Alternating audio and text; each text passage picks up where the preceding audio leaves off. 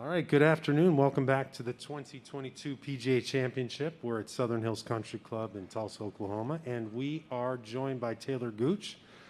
Talor just opened up with a first round 1 under par 69. Well done, sir. Birdie on your final hole from what I see. Pretty nice capper on what I would think is a pretty pleasing first round for you today. Yeah, for sure. I mean, anytime you can end a round with a birdie is good, but especially on a day like today, it's a grind out there. And so we played really well, and we kind of got fooled on some wind directions. The wind was kind of switching throughout the day, and so as y'all can tell, it's not good to miss the greens in some spots. So it makes it really hard to get aggressive. When the wind's flipping around, and so fortunately we finally had a wind on my last that wasn't a crosswind. It was just straight in, and it's like, okay, we're not guessing here, and so I was able to get aggressive with it and hit a really good one, and it was fortunate to finally make a putt. So it was a good way to end. Terrific. Let's open up for the floor from the questions. Number 2, Ken. Hey, Taylor. So some interesting holes out there. Talk about 16 first of all, and how you salvaged the par there. Yeah, that's another example of like the wind switching and swirling. Like we're standing there on the second shot. I think I had like 219 to the hole, and we're trying to land at 210, and like I pulled my drive, and it was going out that bunker, which it should have reached the bunker, but the wind had kind of switched, so it stayed short of the bunker. So that shot was actually a little bit into from the tee. So the second shot was supposed to be a little bit into as well, and I hit a 5-iron, and I thought I hit a great shot, and it just airmailed the green. It flew 225 instead of 210, and I was just in no man's land.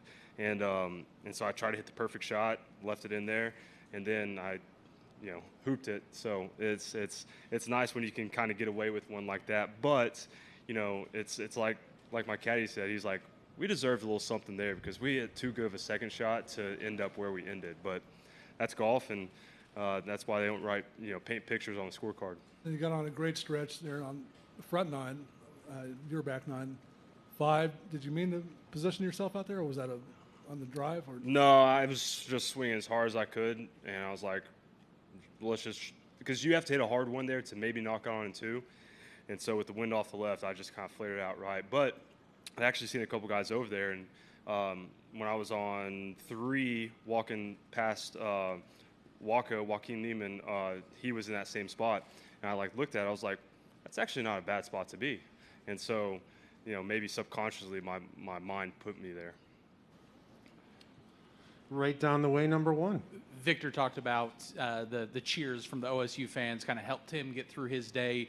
What was it like for you, and did you have family and friends who were able to follow you the entire way? Oh, yeah, for sure. This is easily the most fans I've had yet. A bunch of family, friends, and then, the whole OSU family, it felt like, was out there. So, like I keep saying, it's been, it's a dream come true to play at Oklahoma State and play a major championship here because the sport's going to be second to none. Anywhere we go whether it's Memorial that's in Columbus or whether it's Dell match play that's in Austin, those places are in the actual towns of the universities, and then you come here and there's 20x as many Oklahoma State fans, and so that just shows you the culture that Oklahoma State has. Right behind number 3. Taylor, leaderboard is stuffed with guys who went off this morning. Whether it's heat and wind in a place like this, I know it might change and become an element hole to hole, but is time of day going to matter more? Oh yeah, in this situation, yeah. Yeah, for sure. I mean, like I said, the scores. I made note of that to my caddy coming down our back 9. I was like, I don't think I see anyone more than 2 under in our wave right now. So, the scores are always going to be reflective of that, and just anytime it's windy and you get an afternoon wave, it's going to be tough, and especially when it's a course like this. So, do you think I'm sorry. That's okay. Go ahead. 2. The 1 under this afternoon, how good is that? I mean, it was really solid ball striking round, you feel like? Yeah, for sure. Again, I don't know how many under par rounds there's going to be this afternoon, but there won't be a whole lot. So for us to get an under par round, it's just we're off to a good start.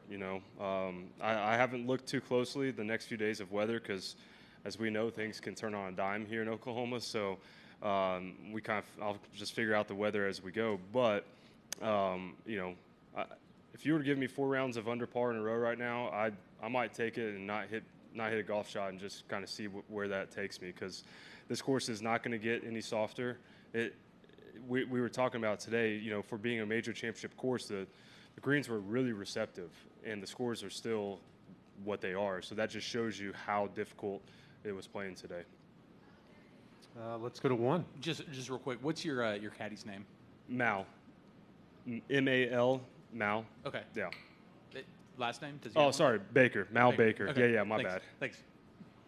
For us visitors, is this are these late afternoon winds? Is this just germane to like Tulsa, this area, this golf course, or is this like statewide? Does this phenomena happen? every day? Yeah, I mean, statewide, it's just one of those places. It's always windier in the afternoon, it feels, and everyone. So I live about an hour and a half away from here in Edmond, and play a couple courses there, and we've been saying it for the last 3 or 4 months. This has been the windiest spring, which is saying a lot for Oklahoma because we get some wind here. So it's been the windiest spring we can remember. And so, this week I was prepared for, these types of days because it's been like that all spring. And yeah, so hopefully in the morning we'll get a little bit of a break from it, but it's Oklahoma. Who knows?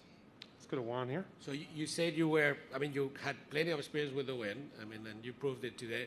So if you had to do like a 30-second seminar on how to play with the wind, what are the main secrets or what are the main things that you do? Oh, man. It's tough. I just did a Golf Digest thing where they were asking me to explain how to flight shots, and I was like, this is why I play and I don't coach, because I just do it. I don't know.